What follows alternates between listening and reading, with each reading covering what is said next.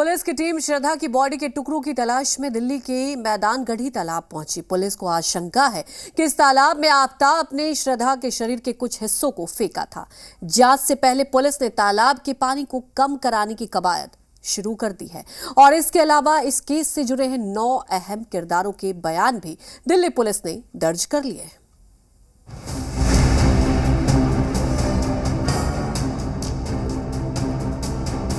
आफताब और श्रद्धा की love story dating app से शुरू हुई थी। महज 20 से 25 दिनों में ही आफताब और श्रद्धा ने लिव इन में रहने का फैसला कर लिया। इस दौरान दोनों इतने करीब आ गए कि कुछ दिनों के लिए उनकी जिंदगी में किसी दूसरे की जगह ही नहीं थी। श्रद्धा और आफताब का रिश्ता 3 साल से ज्यादा वक्त तक चला। सूत्रों के मुताबिक इस दौरान आफताब खुद तो नशा लेता ही था, उसने श्रद्धा को भी नशे की लत लगा दी थी। यही वजह थी कि अक्सर नशे के लिए वो श्रद्धा से पैसे भी मांगता था। ये ड्रैगन फ्रूट की खेती करके हर एकड़ में हर साल 12 लाख तक कमा लेते हैं। आपको भी करना है तो फ्रीडम ऐप को अभी डाउनलोड कीजिए। मुंबई में ही दोनों के रिश्तों में खटास आने का सिलसिला भी शुरू हो गया था।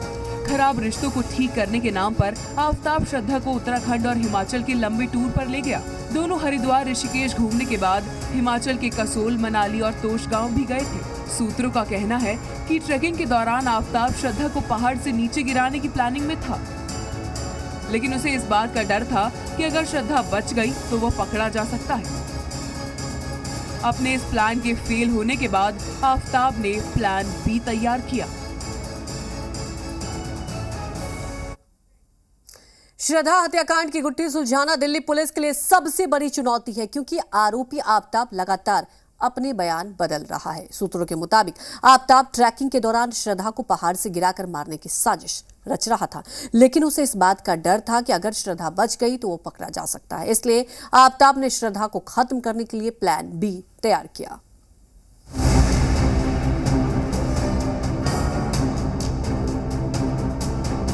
आफताब और श्रद्धा की लव स्टोरी डेटिंग ऐप से शुरू हुई थी। महज 20 से 25 दिनों में ही आफताब और श्रद्धा ने लिव इन में रहने का फैसला कर लिया। इस दौरान दोनों इतने करीब आ गए कि कुछ दिनों के लिए उनकी जिंदगी में किसी दूसरे की जगह ही नहीं थी। श्रद्धा और आफताब का रिश्ता 3 साल से ज्यादा वक्त तक चला। सूत्रों के मुताबिक इस दौरान आफताब खुद तो नशा लेता ही था, उसने श्रद्धा को भी नशे की लत लगा दी थी।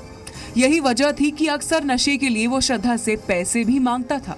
मुंबई में ही दोनों के रिश्तों में खटास आने का सिलसिला भी शुरू हो गया था। खराब रिश्तों को ठीक करने के नाम पर आफताब श्रद्धा को उत्तराखंड और हिमाचल के लंबे टूर पर ले गया। दोनों हरिद्वार ऋषिकेश घूमने के बाद हिमाचल के कसोल, मनाली और तोश गांव भी गए थे। सूत्रों का कहना है कि ट्रेकिंग के दौरान आफताब श्रद्धा को पहाड़ से नीचे गिराने की प्लानिंग में था, लेकिन उसे इस बात का डर था कि अगर श्रद्धा बच गई तो वो पकड़ा जा सकता है। अपने इस प्लान के फेल होने के बाद आफताब ने प्लान बी तैयार किया। श्रद्धा को ऐसी जगह ले जाकर मारना चाहता था जहां दोनों को कोई न जानता हो। 8 मई को आफताब श्रद्धा को दिल्ली लेकर आ गया।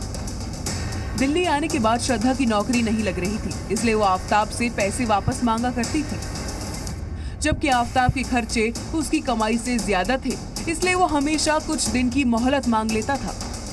18 मई की रात को आफताब और श्रद्धा के बीच झगड़ा हुआ। श्रद्धा ने आफताब से पैसे वापस मांगे।